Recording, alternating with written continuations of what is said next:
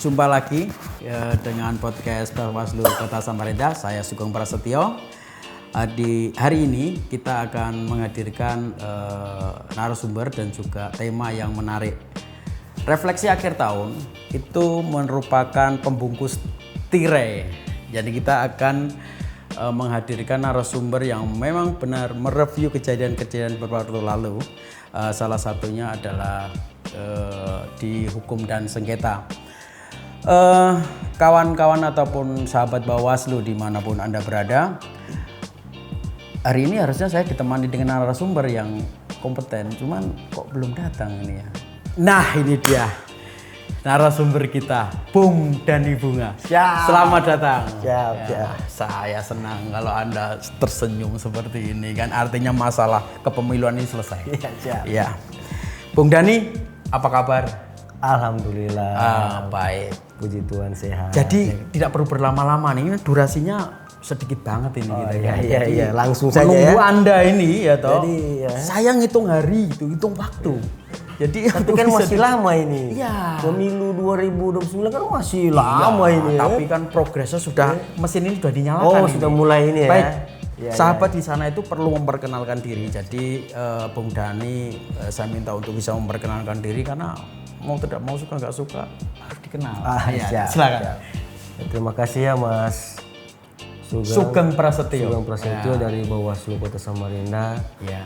Terima kasih sudah mengundang kami. Saya dari Dhani Bunga dari Bawaslu Kaltim khusus Divisi Hukum dan Penyelesaian Koordinator Divisi Hukum dan Penyelesaian dan Sengketa.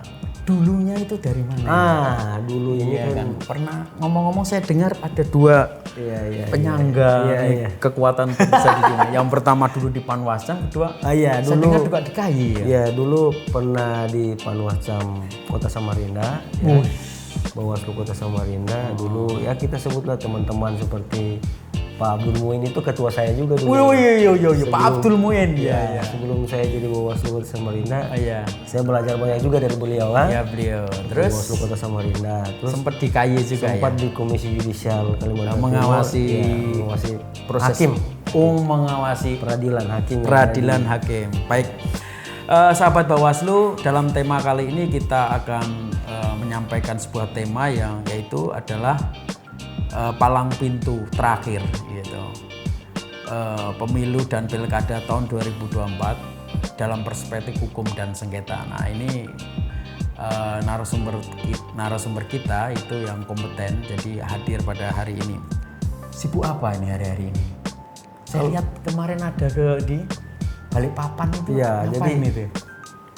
Terima kasih, kami memang di Divisi Hukum sementara mempersiapkan isu-isu yang berkaitan dengan catatan-catatan pemilu di 2024. Banyak memang banyak masalah yang terjadi. Memang harus kita akui bersama bahwa pemilu 2024 dan pemilihan kepala daerah menyisakan banyak catatan yang harus menjadi evaluasi kita semua.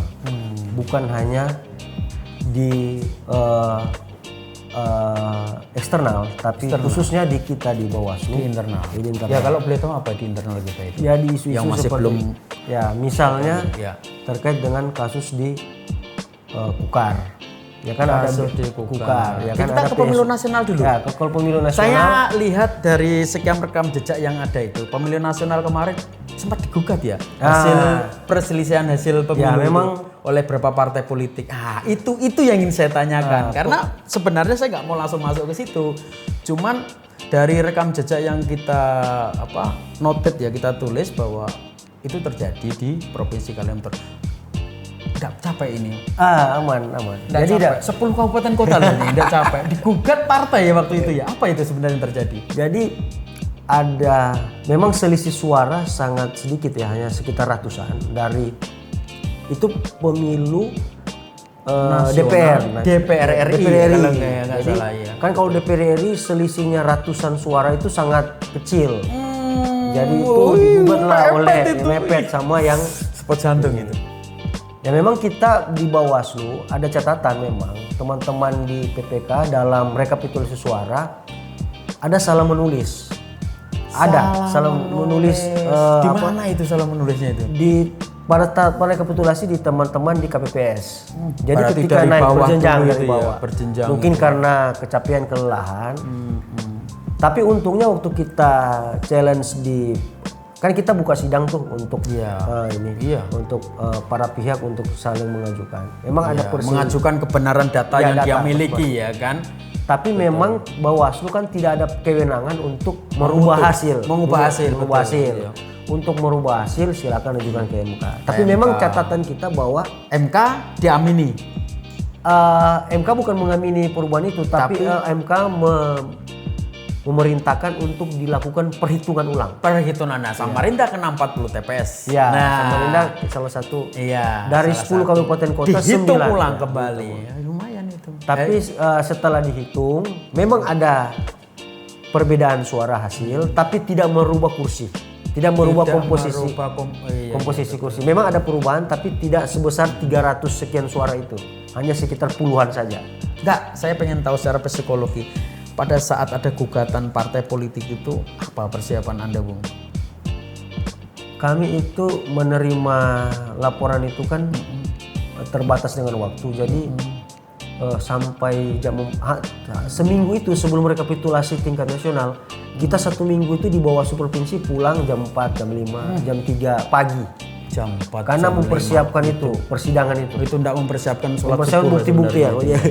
Dan itu pada saat itu saya ingat saya jam-jam pada saat puasa waktu itu saya ingat puasa ya. Jadi ada yang luar biasa berbuka di kantor dan nanti dia apalagi persiapan mau ini sahur di kantor ya. Buka di kantor. Bayangin dalam sahabat Bawaslu, kawan Bawaslu dimanapun Anda berada. Ini harus diketahui oleh semua pihak. Nah itu Bung, jadi yang kami ungkap adalah perjalanan itu yang kita sampaikan. Lanjutkan aja. Jadi itu mungkin menjadi belum lagi nanti di pemilihan kepala daerah itu digugat juga di MK. Ya nanti itu kita bicara pemilu dulu ya. Pemilu nasional dulu karena itu efeknya juga kemana-mana. Salah satu di Samarinda juga itu harus membuka kotak suara. Jadi memang dari hasil kita bahwa mereview kembali itu kan di Hotel Haris ya. Kalau kita mau jujur ya, teman-teman di KPU dalam merekapitulasi suara itu di hasil C1 itu dia bukan berbeda, formatnya itu berbeda. Yang membuat format pengisian. Nanti coba teman-teman cek, format pengisian itu kan ada yang XX0 baru jumlah. Nanti coba dicek. Itu yang membuat kalau dia tidak berpengalaman. Keterangan dari KPU bagaimana itu, Bu? Itu kan memang sudah format dari KPU. Makanya waktu sidang di MK, saya sebagai dari Bawaslu memberikan masukan kepada MK bahwa format yang dibuat oleh KPU itu disederhanakan atau disamakan saja. Format pada saat waktu di TPS dengan format pada saat dia mengisi aplikasi harus sama. Jangan beda. Nanti kita coba untuk kita nggak bawa contoh ya. Iya. C1 itu dengan format yang diisi di hasil rekapitulasi ini berbeda dia. Pencermatan masyarakat itu kan hanya melihat di TV. Ketika Anda bicara di MK, udah biasa di MK ya nongkrong di MK, tidur di MK bahkan mungkin ya. Luar biasa. Inilah penegak hukum sebenarnya. Ini harus biasa nongkrong di lembaga-lembaga hukum. Nah itu dia. Ada satu hal yang mungkin yang menarik dari proses gugatan partai politik ini ya, bahwa hasilnya juga kemarin juga hasilnya gimana itu? Ya. Hasilnya setelah buka surat suara dihitung kembali ulang. Ada ya, memang ada. Itu saya mau loh. Saya waktu itu pas pembukaan di Haris itu ya. Ya, Samarinda di Hotel Haris kalau nggak salah. Ya dan itu saya hampir kecelakaan loh. Hampir nabrak orang loh. Ya saya keburu-buru ya. Iya, deadline dan sebagainya. Ya bayangin ya Bawaslu. Dramatis ya. Dramatis itu. Wah, bagaimana diarak sama polisi. Kotak suaranya dari gudang ke Hotel Haris itu. Nah, ini dia. Nah, dari gugatan itu sebenarnya ada pelajaran yang dipetik. Apa ya pelajaran yang menarik dari kejadian itu, Bung Dani? Kalau menurut Anda di bidang hukum ini, di koordinator hukum dan sekitar. Teman-teman di KPPS dalam melakukan perhitungan suara harus berhati-hati dan teliti. Harus berhati-hati dan itu yang tadi saya bilang. Underline-nya gitu. Ya, harus berhati-hati dan teliti. Dan yang paling penting bahwa cara perhitungan suara itu harus disederhanakan sederhana mungkin. Disederhanakan. PTPS Jangan- kita berbuat apa itu? Kan kalau PTPS hanya mengawasi, tapi yang melaksanakan perhitungan suara kan teman-teman dari KPU, dalam hal ini KPPS. Mau dia mau awasi apapun, tapi kalau dalam dia merekap, menghitung walaupun hanya tapi kan ada banyak partai yang harus dihitung satu, tapi banyak partai, ada 18 partai. Ya kan, terus dia harus merigit satu persatu, ada 5 surat suara, DPR RI, Presiden, DPRD Provinsi, kan banyak itu. Nah itu berpotensi untuk salah pengisian. Dan itu sudah terbukti perhitungan itu. Ini menjadi catatan pemilu 2029 ke depan, bahwa harus diperkuat teman-teman di KPPS cara perhitungan suara, supaya suara yang naik dari bawah itu tidak salah dihitung. Kalau dia sudah salah dari bawah itu pasti Salah semua. salah sampai ke atas. Otomatis. Ya, otomatis. Dan itu terbukti di pemilu kemarin, walaupun tidak merubah hasil suara, tapi ada kesalahan penulisan di situ. Baik. Kita menemukan. Ini menarik sekali ya sebenarnya pemilu nasional, tapi karena durasi waktunya juga menentukan. Nah, ini saya kira catatan yang paling kritis adalah kehati-hatian dalam menulis hasil dari bawah. Ya, dari tingkat paling bawah. Yang kedua, keinginan goodwill untuk merubah tata cara yang lebih simpel, ya, transparan, akuntabel dan sebagainya. Dan lebih mudah. Setuju? Ya. Setuju? Ya, Setuju. Oke. Saya aplikasi juga sangat butuh, tapi aplikasi juga harus sederhana juga, tidak bisa berbelit-belit. Baik, kalau begitu, ini kan pemilu nasional gamblang kelihatannya penyelesaiannya karena sudah kelar dan yang duduk di DPR juga sudah jelas. Sekarang kita bergeser ke pilkada, ini dia. Bayangin, saya nggak habis pikir ini. Pilkada ini juga ada pemungutan suara ulang kembali. Kutai Kartanegara, mana lagi? Mahakam ada 2. Baik, kalau menurut Anda yang sudah malang melintang dari Panwascam ke KAI, terus duduk di Bawaslu, apa yang sebenarnya terjadi di Kabupaten Kutai Kartanegara itu? Jadi di Kutai Kartanegara ini perhitungan periodisasi, makanya kemarin kita rapat di Balikpapan Itu harus berarti aturannya di PKPU ya? Iya, ada undang-undang, ya kan? Ada turunannya ke bawah. Jadi memang dalam pelaksanaan pemilihan kepala daerah kan ada aturan yang dia dilaksanakan oleh teman-teman penyelenggara. Tidak salah yang dilakukan oleh KPU dan Bawaslu penyelenggara pemilu. Tapi menurut MK, periodisasi itu berbeda cara perhitungan antara MK dengan peraturan KPU. Peraturan KPU. Iya. Harusnya gugatan itu munculnya di awal. Tapi nunggu hasil. Iya, tapi begini. Bagaimana sebenarnya? Inilah ini kan bukan hanya di Kukar, ada beberapa di daerah lain juga. Nah, kita fokusnya di Provinsi Kalimantan Timur, di tanggung jawab Anda. Ya, maksud saya kasus seperti ini harus menjadi catatan ke depan untuk pembuat undang-undang. Oke, untuk melegislasi di sana. Sepakat. Jadi maksudnya ini harus ditegaskan bahwa untuk menghitung masa jabatan seorang kepala daerah itu dari mana? Apakah pelantikan? Apakah dia baru jadi PJ atau PLT? Atau dia pejabat sementara?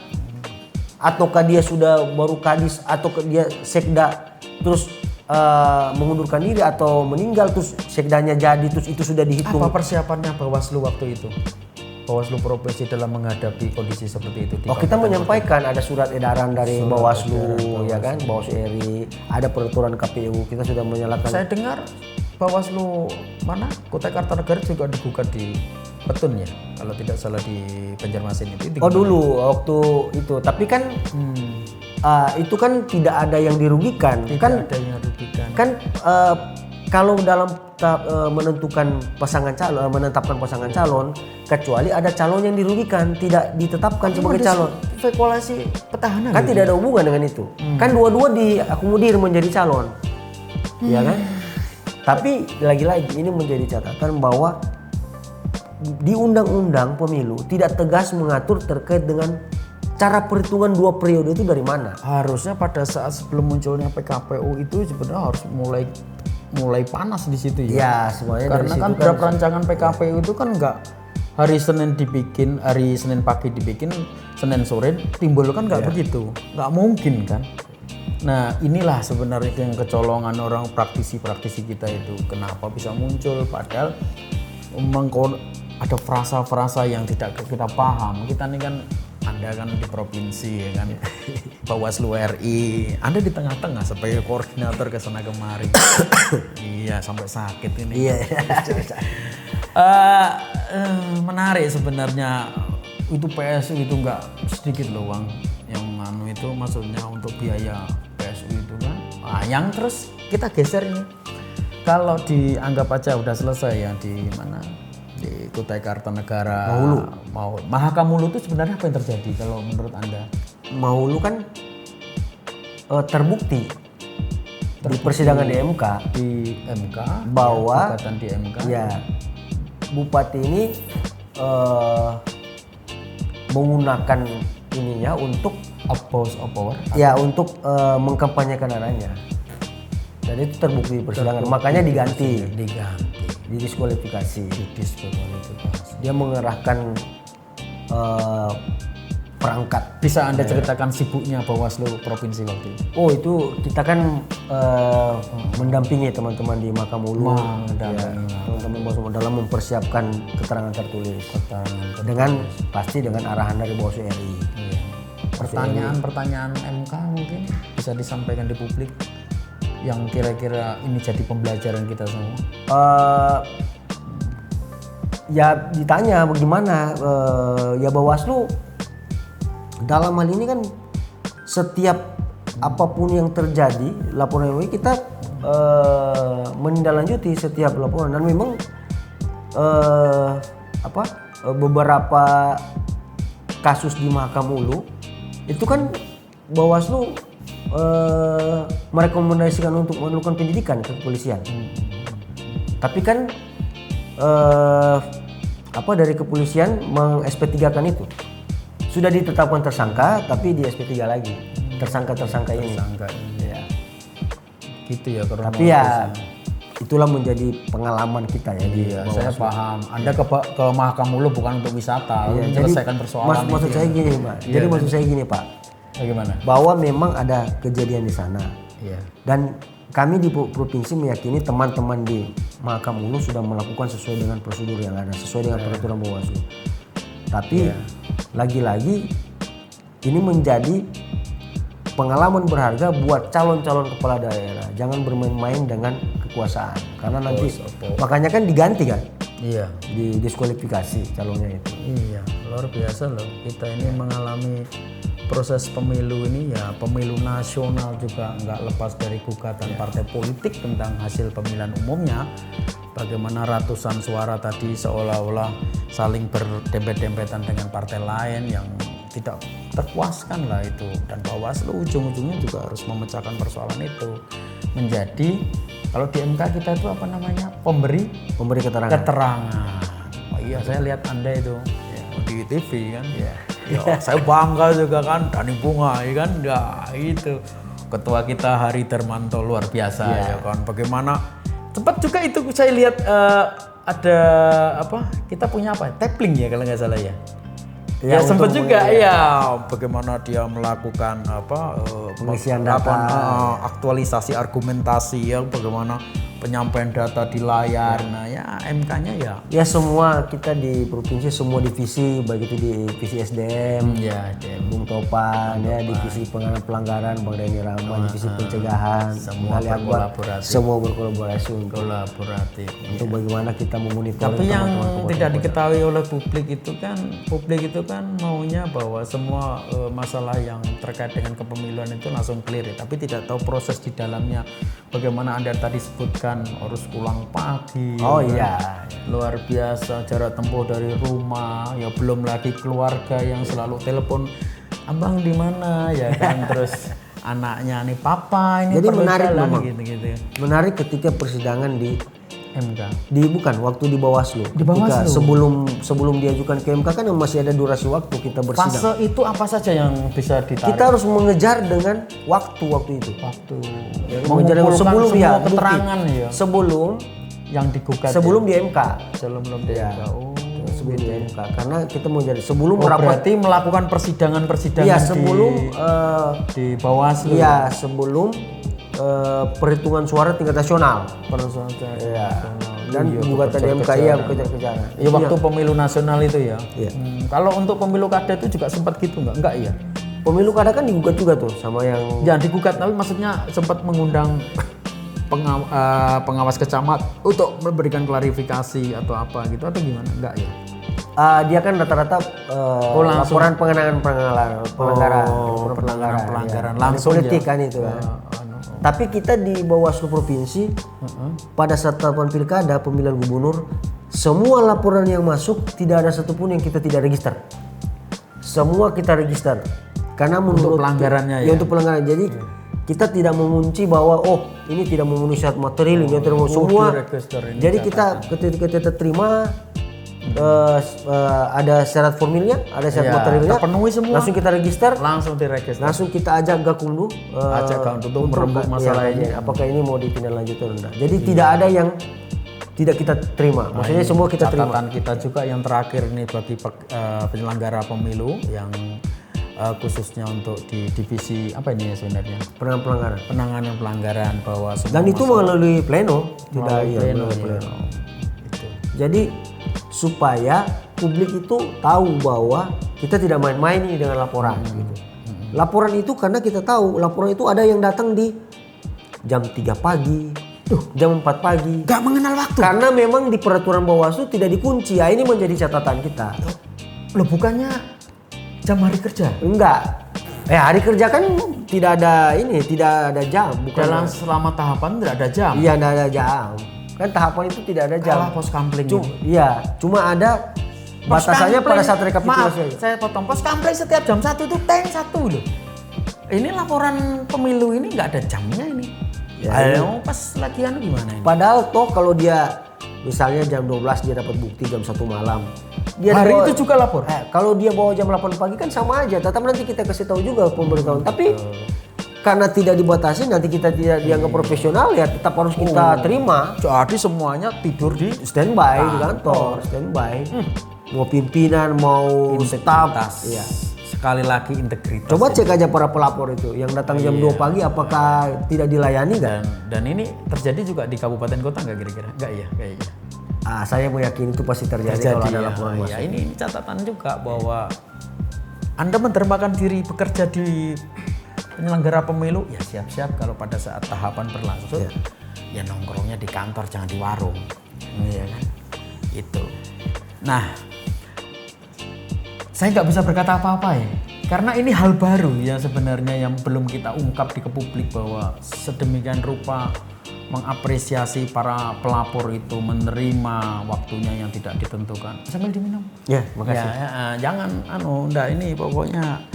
Jadi kasus-kasus itu sebenarnya juga melecut kita ya menjadi lebih bukan pengalaman ya, artinya menjadi catatan kita bahwa memang menjadi penyelenggara pemilu itu tidak hanya sebatas selesai di atas kertas ya kan, cuap-cuap, tetapi ya mendermakan diri secara total gitu loh. Jadi itu yang digarisbawahi. Bawaslu ini cuman salah satu elemen daripada penegak demokrasi. Salah satu elemen aja. Jadi di situ kan banyak stakeholder, ada partai politik, ada pemerintah, ada masyarakat, iya kan?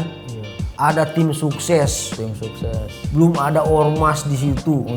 Banyak.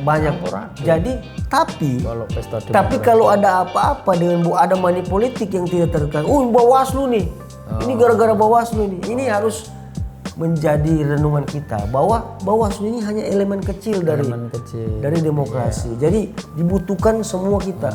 Kan kalau terjadi money politik, saya tidak membela diri bahwa kita akan tindak lanjuti kalau ada laporan. Tapi kan terjadinya transaksi itu kan masyarakat dengan oknum-oknum tertentu, iya.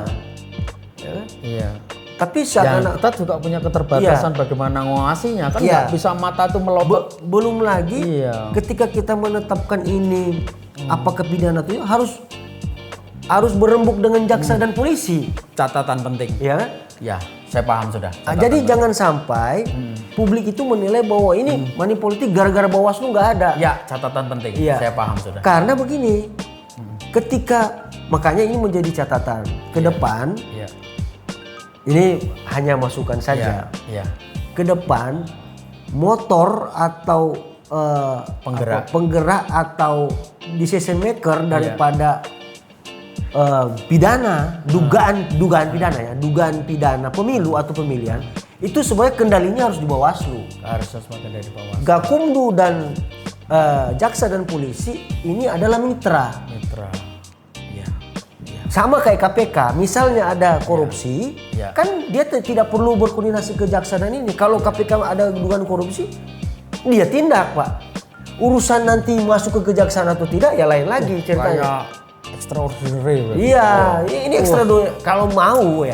Kalau mau demokrasi ini ke depan bebas dari money politik. Oh iya, berarti ini daftar isian masalahnya. Daftar isian masalah. Undang-Undang 7 2017 ini harus kodifikasi undang-undang. Siapa tahu kan didengar oleh. Iya. Ke depan supaya sedikit lagi Mas, sedikit. Karena kan masih ada waktu itu 1 menit. Ke depan tapi tetap untuk menentukan tersangka, ya kan, untuk menentukan terdakwa kita serahkan itu ke kepolisian dan kejaksaan. Untuk menentukan nanti siapa yang terpidana itu hakim pengadilan. Tapi untuk menentukan apakah ini dugaan pidana atau bukan itu harus Bawaslu dulu. Nah, karena Gakumdu juga bagian dari Iya. Nah, nanti kalau sudah kita serahkan ya silakan teman-teman menilai, publik menilai. Oh, ini sudah kita lempar ke. Jadi jangan jaksa itu masuk di dalam, polisi itu masuk di dalam unsurnya Bawaslu. Tapi dia sebagai mitra aja. Ini usulan aja. Tapi kalau tetap toh harus dimasukkan ke dalam dengan alasan bahwa ini untuk menentukan tersangka harus koordinasi dulu. Ya, kita serahkan ke pembuat undang-undang. Iya, betul. Kita serahkan ke semua penumpang pengen cepat untuk sampai ke tujuan. Ya, ceritanya begitu ya. Iya. Tapi armadanya cuma satu. Nah, statementnya sudah tadi closingnya. Nah, baik. Terima kasih Bung Dhani. Saya nggak perlu closing statement karena rupanya Anda sudah meng-closing statement itu sendiri kan. Nah, di dalam penyelenggara pemilu tidak dalam satu keseluruhan tubuh itu tidak ada yang berangkat duluan. Intinya begitu. Setuju ya? Berarti semua bersama-sama. Jadi kalau dalam satu kesatuan erat gini kan, sama bandelingnya begitu. Baik. Terima kasih. Saya pengen mengucapkan sebuah bahasa Latin hukum gitu ya. Kalau kebetulan juga saya masih semester 5 ini kayaknya ini kan. Jadi belajar untuk menyampaikan itu. Fiat justitia ruat galum. Artinya biar keadilan ditegakkan meskipun langit harus runtuh. Terima kasih. Sukses selalu Bung Dhani ya kan. Sama-sama. Jangan jerah untuk jadi penyelenggara ya kan. Jangan jerah, Next time ini harus bergerak terus ini. Cukup sampai di sini. Wassalamualaikum warahmatullahi wabarakatuh. Saran dan masukan untuk podcast Bawaslu semakin ada nilainya. Kami harapkan Anda juga berpartisipasi. Salam awas Bawaslu. Salam awas.